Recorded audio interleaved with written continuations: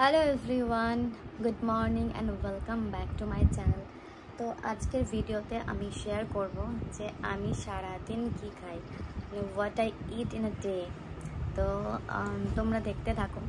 আর একটা কথা বলি, এখন আমি কোনো ডায়েট করছি না, তাই আমি নর্মাল খাবারই খাই।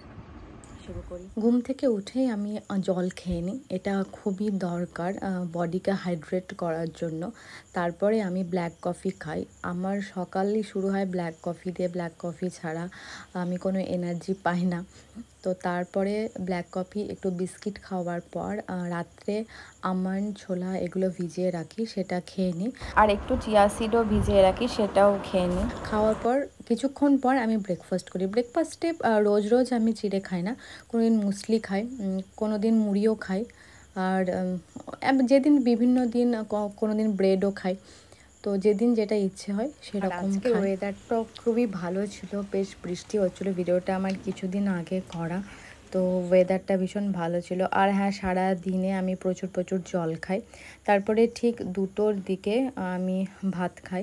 ভাতের পরিমাণটা কম খাই, সবজিটা বেশি খাই। তারপরে যে কোনো সিজনাল ফল, সেটা পেয়ারা হতে পারে, আম হতে পারে, বা তরমুজ, পেঁপে। আজকে যেমন তরমুজ পেঁপে খাচ্ছি, তো সিজনাল ফল আমাকে খেতেই হয়। আমি ঘুমাই বা মুভি দেখি যেদিন কোনো কাজ থাকে না। তারপর সন্ধ্যাবেলা আমি খাই গ্রিন টির সঙ্গে হয়তো বিস্কিট খেলাম।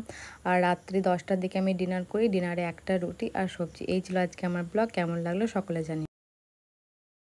যারা নতুন দেখছো আমার ভিডিও, তারা অবশ্যই আমার চ্যানেলকে সাবস্ক্রাইব করে দিও, আর ভিডিওটা অবশ্যই লাইক করে দিও।